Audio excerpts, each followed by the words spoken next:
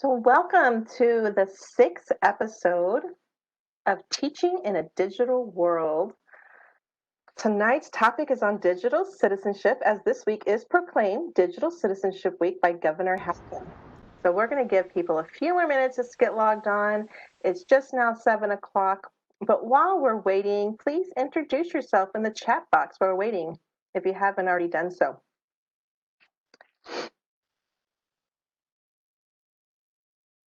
I'm going to also drop the link to our slide deck. So, the bit.ly is on the screen, but to make it a little bit easier, I'm just going to drop the link in here so you can click on that if you would like your own copy of the slide deck so you can get our resources easier.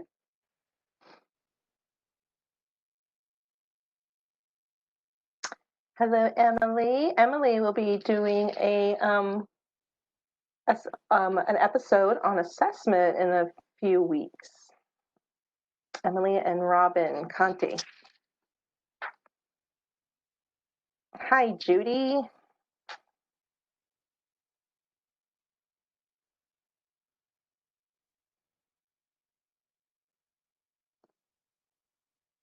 Okay, well, it is 7:02, and I'm going to respect everybody's time. And so we're just going to go over the housekeeping details right now. Hi, Molly. So thank you for taking this evening to join us again for our sixth episode of Teaching in a Digital World. I am Jennifer Watson, Senior Digital Learning Specialist. As we get started, we just want to remind you of a few housekeeping details. Please keep yourself on mute. We are recording this webinar and will release the recording as soon as possible. You'll be able to find the link or find the recording at this link. This also is a link to our other recordings of episodes 1 through 5, as well as our registration links to our upcoming episodes. So also keep your camera off to preserve bandwidth. This creates a kind of a better webinar experience for all participants. I've seen some of your faces pop up. I like seeing your faces, but we want to make sure that everybody's bandwidth will work. Hi, Cheryl. Hi, Dr. Jensen. Hi, Shannon, Jake. So please also feel free to use the chat feature to ask questions, make comments, and here we are connecting with everybody and all the way from Gary, Indiana, and I'm in Madison, Indiana, and I love the weather today. It was like fall is finally beginning, and I love my favorite season. So to continue, our mission is to support educators in developing the competencies necessary to provide Indiana students with high quality digital learning experiences, both in person and virtually. And our purpose of these episodes, and tonight's purpose exactly, is to understand why digital citizenship is important, not only during Digital Citizenship Week, but every day, and to provide resources for implementing digital citizenship into your curriculum.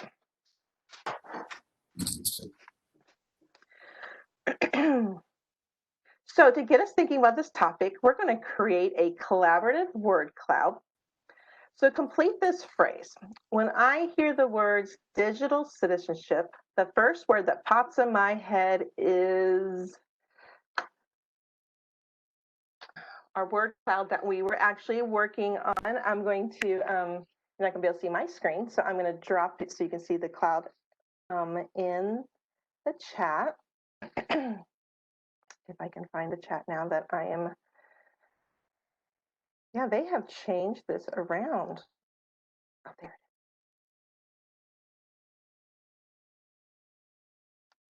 it is. Sorry, everybody. Believe it or not, we were on at 6:45 trying to make sure this was all working. At the time it was. So we started a word cloud. If you click on that link, you can kind of see it. A couple people have put words in there: responsible, security, safety, and that just gets us started thinking about digital citizenship. It didn't work out as quite as I like, but I did use Mentimeter, and it's free, and it has that cute word cloud that can start a session pretty easy, and it gets everybody kind of talking. Okay, so Mary is showing her slide deck. I am going to talk, and hopefully this keeps working right. So Mary, you can go ahead, and we'll go ahead to our next screen. We're going to continue talking about the definition of digital citizenship. Oh, I see you turned it down. Okay. So Mike Gribble puts ISTE's 9 essential elements of digital citizenship into 3 categories that he calls REP: respect, educate, and protect. And Mary, if you do 3 clicks, it's going to put those in the box for us: respect, educate, and protect. So we want to respect, educate, and protect ourselves and others. So when we look at respect, we're going to first look at digital access. So this is where we advocate for equal digital rights and access, which is where digital citizenship starts.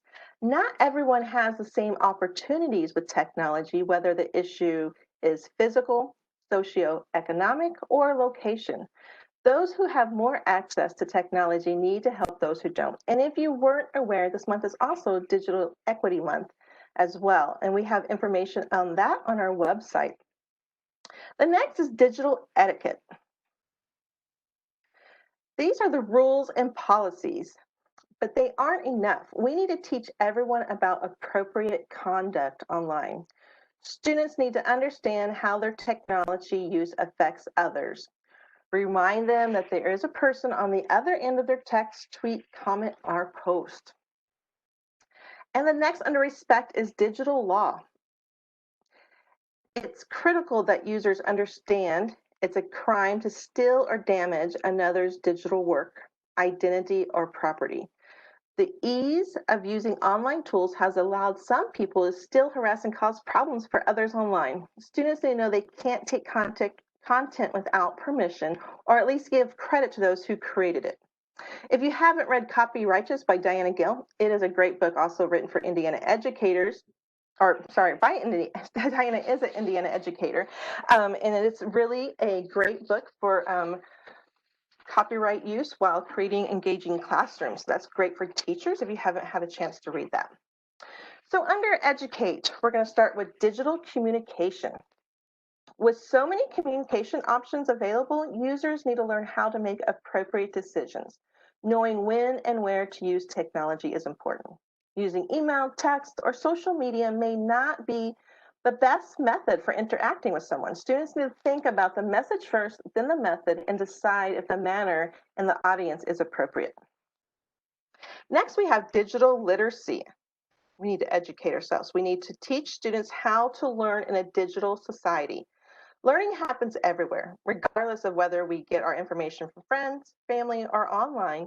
We need to be aware that it might not be correct. Students need to understand how to evaluate the accuracy, perspective, and validity of digital media and social posts. Next is digital commerce. As users make more purchases online, they must understand how to be effective consumers in a digital economy. Because technology allows us to buy and sell across the globe, students should be careful about sharing personal and credit card information. So knowing that online commerce can come with risk.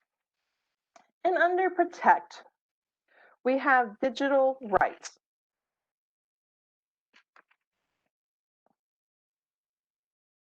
And responsibilities. We must inform people of their basic digital rights to privacy, freedom of speech, etc.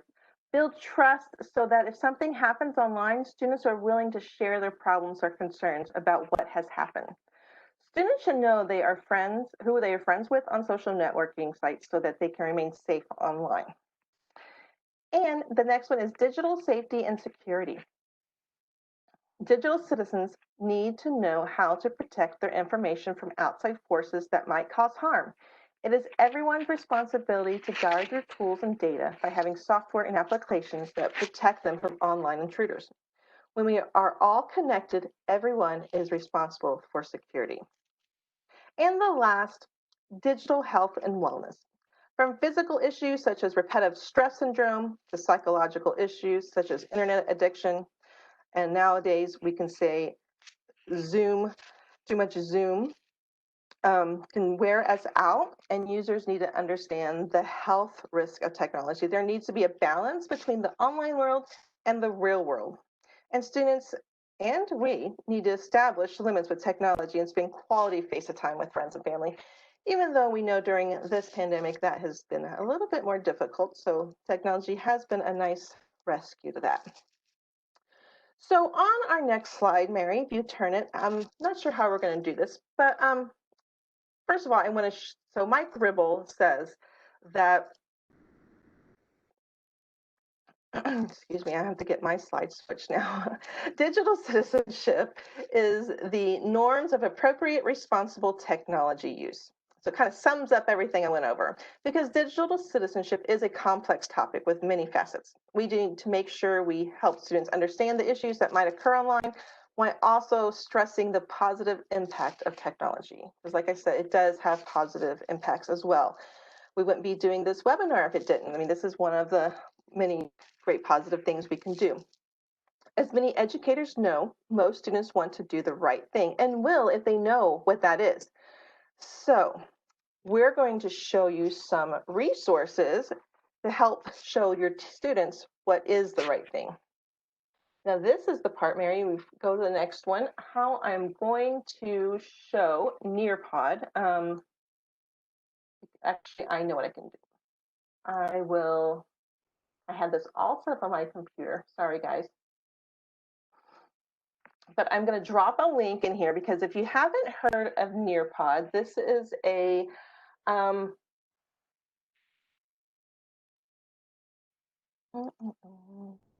sorry. Oh, Zoom fatigue, guys. Now I can see my chat. Sorry, guys. That's what I was looking for, that word, Zoom fatigue. So I'm sorry. Now we're back on Nearpod. I'm going to put a link in here. This is just showing you how, the slide is showing you how students can actually join Nearpod now. But I am going to get to where I was.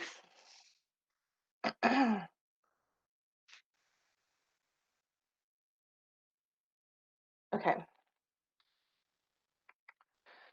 So Nearpod, if you haven't used it, it is a student engagement platform that can be used to create presentations that contain quizzes, polls, videos, image, drawing boards, and web content. So let me see if I can get that link back up.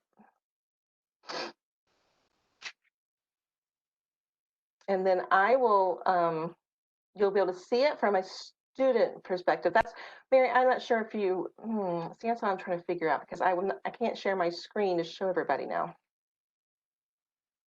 But I can give you a link to see the lesson I was going to show.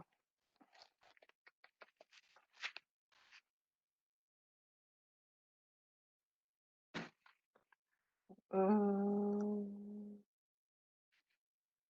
me see here.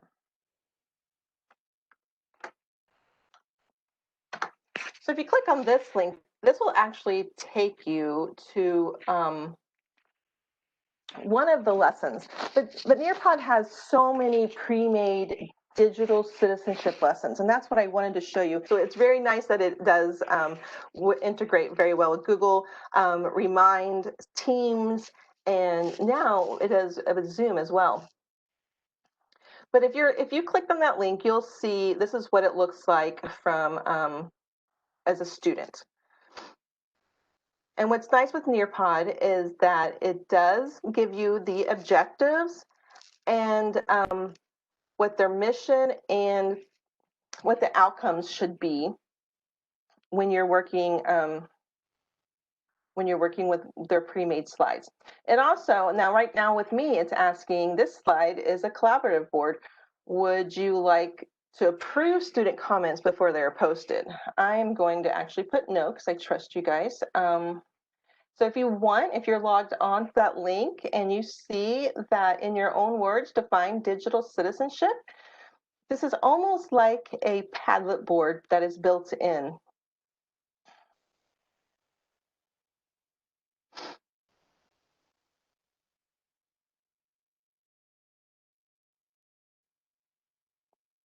Can somebody drop in the chat or unmute yourself? Just let me know if you can see, if you're logged in and you can see the Nearpod activity that I have up. Awesome. Thank you, guys. Thank you so much. And again, sorry for this not going as well as I anticipated, but it's okay. That's why we Oh, good. Awesome. Now I can see using technology responsibly, Emily said. And Rhonda said safety, Dr. Jensen, learning how to be responsible online. Awesome. Thank you. And then you can actually like or heart, which is kind of like or love each other's. That's awesome. Thank you so much for participating.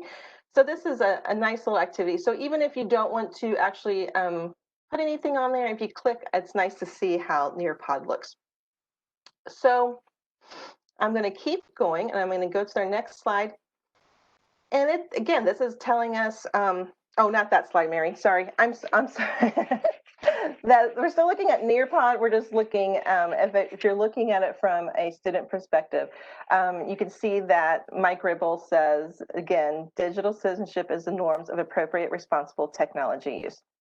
And then the next slideshow will actually break down the 9 elements that we talked about. So this actual lesson on Nearpod goes along with what I was teaching you or talking about earlier. But Nearpod has so many free and paid, but I don't go around the paid. But right now they have so much that's free. Doesn't matter if not just digital citizenship, but they also have every content area. So if you don't have a Nearpod account, I highly would recommend. It's similar to Pear Deck if you are familiar with that, but it's just another different way to interact with your students and have all these neat things. So if you're on here again, you'll just see there's actually where you have where you can examine this image and then rank them in order. So you can actually draw. So there's a drawing. Not every slide deck is going to be the same, but this one has drawing that you can write on here. It's a little bit harder, but you can do it with your device. It's easier if you have maybe a touch screen, but it still will work.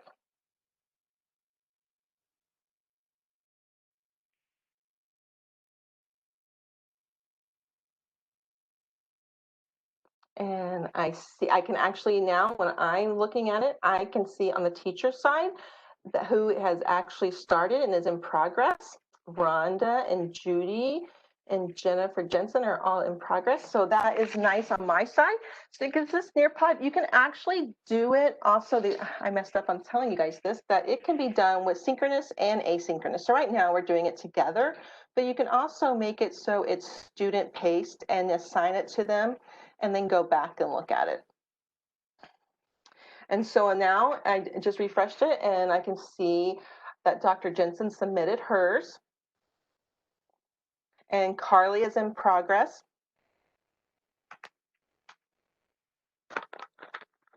And making a Nearpod account is very simple. You can actually, like I said, it works with Google very easily. And that's how I signed up and why I couldn't share my password. I see Shannon is in progress. So thank you guys for participating and seeing how this works. I could, if I was in charge of my slideshow, I could show the actual results and I can even hide the students' names so nobody else would see who submitted what if I didn't want to. There's also, and I'm going to throw this in here, you can't see what it looks like on your site, but I can add an activity. So as we're working, I can actually add a slide. I can add some web content, another drawing, or a true and a false question. So like if I popped right up in here, true,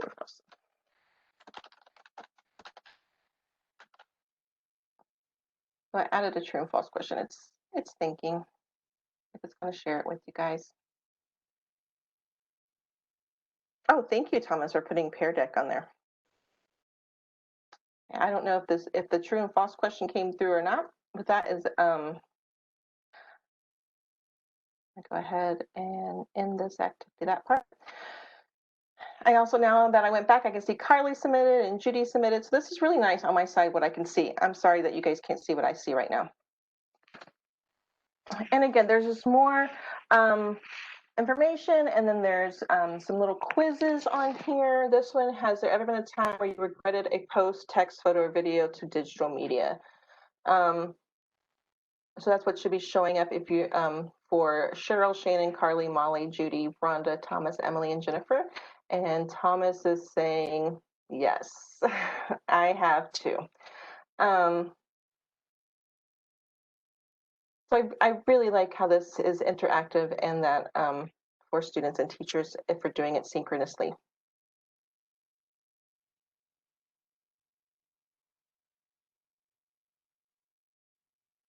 Looks like almost everybody so far is like, yeah, I regretted a post. It happens, and it's okay. In this way, we're showing that our students our students that we have too. We're all human, and we do things that we probably shouldn't have. Another thing I like about Nearpod is that it does have a lot of Common Sense Media's information. So they work together and collaborate, and we know this is these resources are really legit. And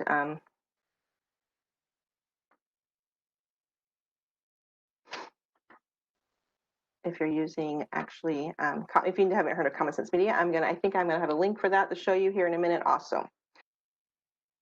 So what I'm gonna do, since I feel bad that we can't all see my screen, I'm just gonna put Nearpod, the Nearpod link, so if you would like to go and create an account later and look around at all the resources.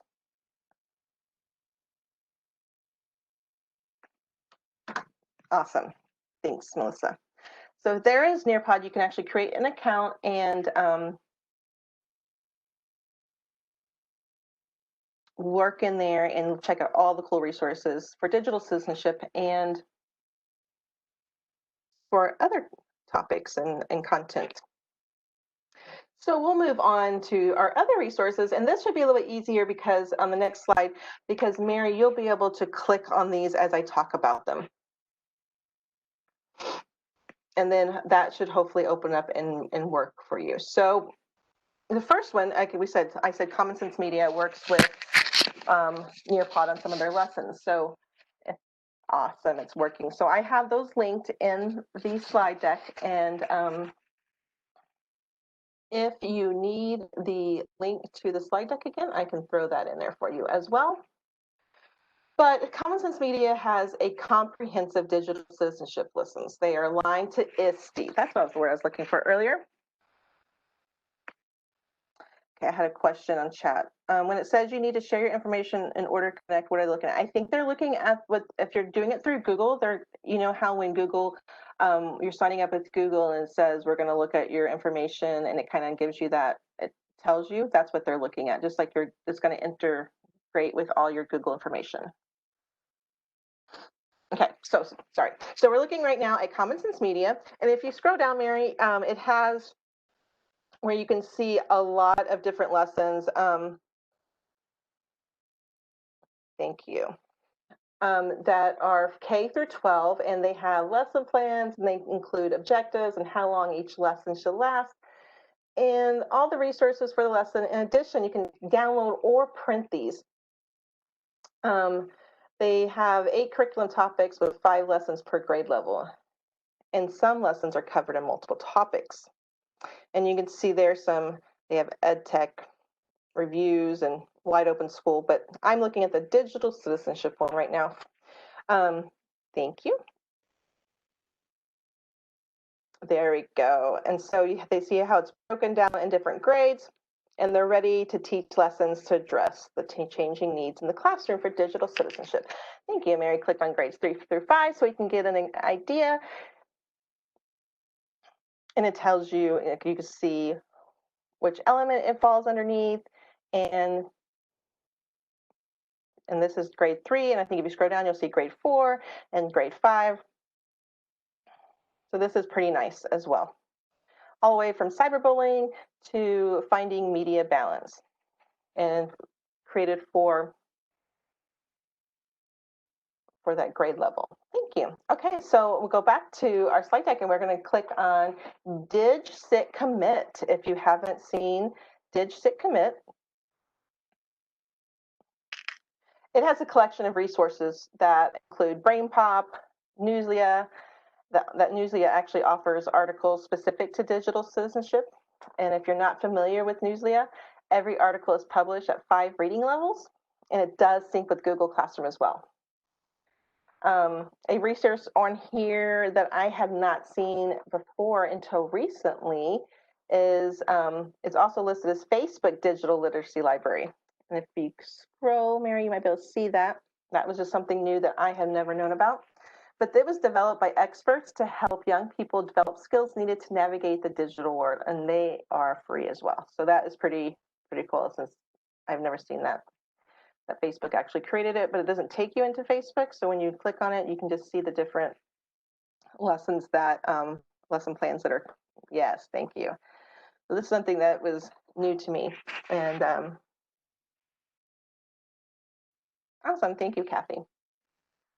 All right, so that is where we'll find that was Dig Commit, and now we're going to look at the Center for Cyber Safety and Education. This is cute. I think I mean, it could be used for older kids too if they like Garfield, but especially since I'm in my 40s and I love cats, so I love Garfield still. But this is Garfield's basic program for introduction to digital citizenship, and it's designed to be more of a conversation starter. And each lesson activity time is about 15 minutes. So once you fill out your information there, it lets you download, and it wants your information because well, if you click on it, the please keep me posted, you'll get, those emails. I've been getting a bunch of emails, but it's good information though. So this is cute. So if you fill it out and you'll download it, and you can get some of those basic starter to discussions with Garfield. And then it looks like also Thomas put in another resource. I have to click on that later because I have not seen that. But we're going to go back now and we're going to look at Center for Cyber Safety and Education. Oh no, that's what we just did, isn't it? We're going to do another one. Sorry, Everfi. So Everfi, this is also an online interactive lessons that you can use to support students in areas such as balancing online and offline time and keeping personal information safe, cultivating healthy relationships through online interactions, and more. And these lessons are free, again, for all teachers, and can be used for both in-person and remote learning. And what's even better, we're not going to go into every single thing here because on Thursday at 4 o'clock, we actually have Kaylee Esselborn, who is from Everfi, and she's going to be doing a webinar demonstrating all these resources, along with a teacher that she works with. His name is Paul, and he's going to show his best practices.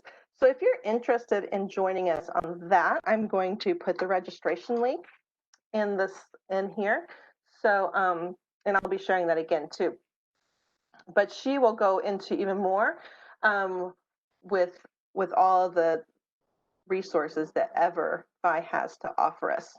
So thank you, Mary. And the next one we're going to look at is Be Internet Awesome. And again, more resources. You can see they have printable activities, posters, ready to teach Google Slides, along with this new game that I actually got, I had to play with. It's called Interland. And it was pretty fun. I think the kids, yeah, that's right there, will enjoy that. and you go through and they have emails that you have to click on. Of course, I'm not much of a gamer, so I wasn't very good at it, but it looks like Mary's going to start it good because it's like a cute little, and we know that gamifying lessons can really have a huge impact on some of those students. So it's embark on a quest to become so awesome. We won't go ahead and play all that, but because I know that you guys though would want to go and play that yourself. So the link is in the slide deck. And I like the Ready to Teach Google Slides with Pear Deck also. I mentioned Pear Deck earlier, and that's a good resource as well. And Pear Deck has more to use than just digital citizenship, but these are custom for Be Internet Awesome Lessons. They have 5 Be Internet Awesome Lessons actually. So again, is another resource for you. And then of course, we have our IDOE resource page for digital citizenship as well. So, and you can see the first thing we have on there is where Governor Holcomb proclaimed this week as Indiana Digital Citizenship Week, and some of our upcoming upcoming webinars and Twitter chat. That Twitter chat will be tomorrow. So these are, and we also have some common sense educator information and activities that'll go right to the actual grade level. We have Everfi again. So this is just another way you can go back to some of those resources that I have discussed that you can find more information on as well. Thank you, Mary. Okay, so going to our next slide. If there are any questions, or if you, I know we had Thomas put a resource in. If you have any other resources that maybe we'll receive, yes, you will, Kathy. Mary will be working on those, and she'll probably send out an email, or I will, both of us will, and their PGP points will have be put in Moodle, which is the LMS that we use, but we'll give you all that information in an email, so you'll know how to earn the PGP points for these. So if you have, like I said, if you have any questions, or if like that one, or if you have any more resources you want to drop in to share, that is wonderful. I'm definitely going to have to check out this one that Thomas put on here. Okay, we'll go to the next slide then. So this is a list of everybody in our teaching and learning team. And if you need to contact anybody, we have the math and the literacy, STEM, Mary and I in digital learning, and our early learning. And you can see Dr. Jensen is above all of us. But again, if you need to contact anybody in our teaching and learning team for specific questions there, I just wanted to share that with you. And as next slide, as I said earlier, that we will have a Twitter chat tomorrow with Jay Cressel and myself to discuss again, to continue this discussion on digital citizenship. And so you use hashtag #INEdChat. I know Molly will be there. And that will be at 8 p.m. Usually what I do is I set an alarm on my phone, if I'm not hosting especially, because that would slip my mind. But I put a reminder on my phone, a timer to go off at 7:55 so I don't forget. But you can, what's wonderful about Twitter is you can always go back and look at the conversation later if you do accidentally forget. And as I said earlier, we have our next webinar on Thursday.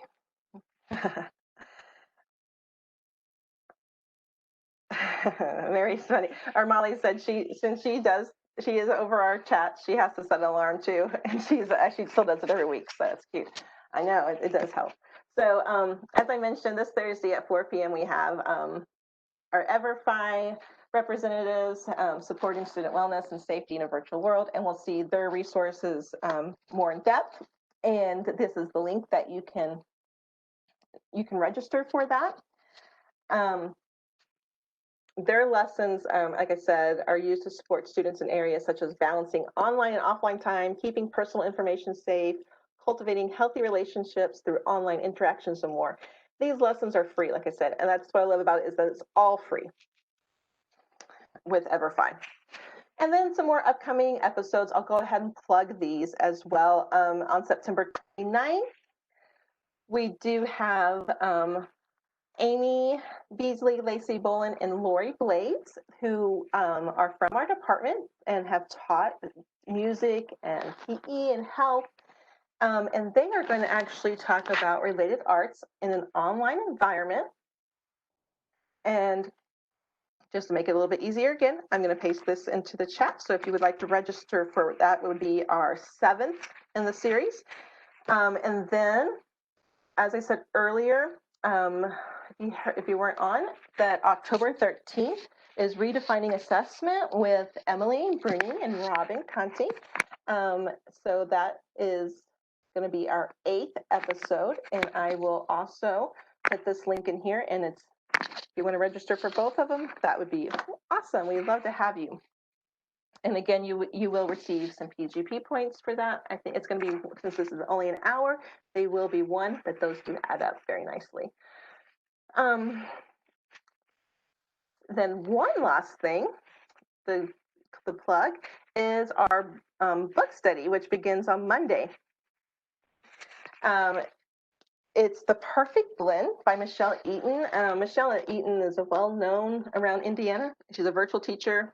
She is on the Indiana Connected Educators Board and conference coordinator for ICE. And she's an ISTE affiliate and public speaker, and now a published author. So The Perfect Blend, you can learn skill strategies and lesson ideas in planning and implementing blended learning in your classroom. So to participate in this book study, you can actually register here, and it will ask you to put an enrollment key in, and the enrollment key is blend. And this one, since it goes on, you can actually earn up to 20 PGPs. So that is a nice opportunity as well, especially about the blended learning environment.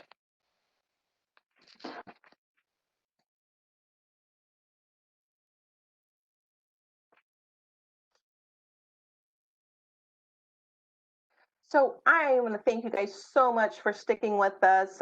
Sorry about the little bit of a slide issue, but we have to be ready to adapt in this world. And when things don't work out, I think we did a pretty good job at adapting to that. I appreciate you tuning in about digital citizenship, and I hope you got some ideas and some resources. Thank you, Melissa, and hopefully you'll join us on our chat tomorrow or on Thursday on our webinar and our additional upcoming webinars.